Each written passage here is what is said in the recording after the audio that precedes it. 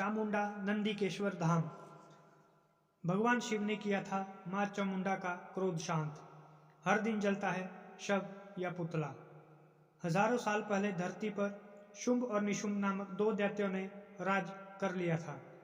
उन्होंने धरती पर इतने अत्याचार किए कि इससे परेशान होकर देवताओं व मनुष्यों ने शक्तिशाली देवी दुर्गा की आराधना की तो देवी दुर्गा ने कहा कि वो जरूर उनकी इन दैत्यों से रक्षा करेंगी। इसके बाद दुर्गा जी ने कौशिकी के नाम से अवतार लिया। इसके बाद शुंभ और निशुंभ के दूतों ने माता कौशिकी को देख लिया। दोनों ने शुंभ और निशुंभ से कहा कि आप तो तीनों लोकों के राजा हैं, आपके पास सब कुछ है, लेकिन आपके पास एक सुंदर रानी भी होनी चाहिए जो सारे संसार में सबसे सुंदर है। दूतों की इन बातों को सुनकर शुंभ और निशुंभ ने अपना एक दूत माता कौशिकी के पास भेजा और कहा कि कौशिकी से कहना कि शुंभ और निशुंभ तीनों लोकों के राजा है और वे तुम्हें रानी बनाना चाहते हैं। शुंभ और निशुंभ के कहने पर दूत ने ऐसा ही किया। कौशिकी ने दूत की बात सुनकर यह कहा कि मैं जानती हूँ कि वो दोनों बहुत शक्तिशाली है, लेकिन प्रण ले चुकी हूँ कि जो मुझे युद्ध में हरा देगा मैं उसी से विवाह करेंगे। जब यह बात दूत ने शुंभ और निशुंभ को जाकर बताई तो उन्होंने दो दूत चंड और मुंड को देवी के पास भेजा और कहा कि उसके केश पकड़कर हमारे पास लाओ। जब चंड और मुंड ने वहां जाकर देवी कौशिकी से साथ चलने को कहा तो उन्होंने क्रोधित होकर अपना काली रूप धारण कर लिया और चंड और मुंड का वध किया। तो माँ बहुत गुस्से में थी, जिससे स्थानीय जनता भयभीत थी, और माँ के गुस्से से भयभीत जनता ने खुद ही परिवार से एक व्यक्ति बलि के लिए देना सुनिश्चित कर दिया था। जब एक महिला के बेटे की बारी आई तो उस महिला ने बेटे को भगवान शिव की आराधना से प्राप्त किया था। उसने अपने बेटे को बलि के लिए भेज दिया और भगवान शिव से बच्चे की रक्षा करने की आराधना की। भगवान शिव ने बलि के लिए जहरी बच्चे को खुद बच्चे का रूप धारण कर बातों में लगा दिया और खेलने लगे। ऐसे में बलि में विलंब पर माता चामुंडा बिफर गई और गुस्सा बढ़ने लगा तो वहीं पहुंच गई जहां पर भगवान शिव बालक रूप में बनाकर बच्चे से खेल रहे थे। बच्चे ने गुस्से में देख माता को कहा कि मैं तो आ रहा था पर इसने ही रोक दिया। ऐसे में शिव ने बच्चे के रूप में माता को और क्रोधित कर दिया।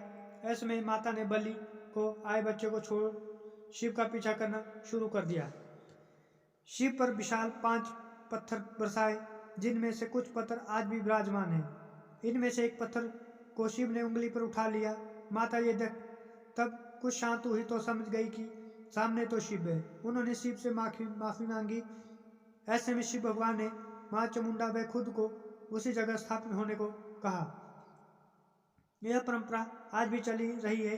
बलि के रूप में शव कहीं से न आए तो यहाँ तीर्थ मोक्ष धाम में घास का पुतला जलाया जाता है। ऐसी मान्यता है। अब दूर दूर के गांव के लोग यहाँ स्थापित मोक्ष धाम में अपने स्नेहजन मृतक का शव जलाने आते हैं। जिस दिन कोई शव न आए उस दिन यहाँ पर पुतला जलाया जाता है। चामुंडा देवी मंदिर के इतिहास की बात करें तो इस मंदिर के इतिहास को लेकर भी एक कहानी बताई जाती है। 400 साल पहले राजा और पुजारी ने जब मंदिर का स्थान एक सही जगह पर परिवर्तित करने की अनुमति मांगी तो देवी ने पुजारी को सपने में दर्शन किए और उन्होंने मंदिर को स्थानांतरित करने की अनुमति देते हुए एक निश्चित स्थान पर खुदाई करने का आदेश दिया। जब उस जगह पर खुदाई की गई तो वहां पर एक चामुंडा देवी की मूर्ति पाई गई, जिसके बाद चामुंडा देवी की मूर्ति को उसी जगह पर स्थापित किया और उसकी पूजा की जाने लगी। जब राजा ने मूर्ति को बाहर लाने के लिए अपने लोगों को कहा तो नाग कोशिश के बाद भी वो उस मूर्ति को लाने में सक्षम नहीं हुए। इसके बाद एक बार देवी ने पुजारी को सपने में दर्शन किए और उन्होंने कहा वो सभी लोग मूर्ति को साधारण समझकर उठाने की कोशिश कर रहे हैं। देवी ने पुजारी से कहा कि वे सुबह नहाकर पवित्र कपड़े पहनकर सम्मानजनक तरीके से मूर्ति को बाहर लाएं। जो काम सारे लोग मिलकर नहीं कर पा रहे वो अकेला आदमी आसानी से कर सकेगा। जब पुजारी ने यह बात सभी लोगों को बताया कि यह देवी माँ की शक्ति थी कि वो मूर्ति को हिला तक नहीं पा रहे थे। चामुंडा देवी मंदिर को काफी बड़ा है। इससे पहले तल पर माँ की भव्य प्रतिमा स्थापित है। वहीं मुख्य मंदिर के पीछे एक गुफा है जहाँ भगवान शिव का मंदिर है। इस मंदिर में एक बार में एक ही भक्त प्रवेश कर सकता है। इसके अलावा मंदिर प्रांगण के आसपास छोटे बड़े मंदिर हैं जहां अलग अलग देवी देवताओं की पूजा होती है। आपको हमारी कहानी कैसी लगी कमेंट में ज़रूर बताएं और लाइक और सब्सक्राइब करना ना भूलें। धन्यवाद।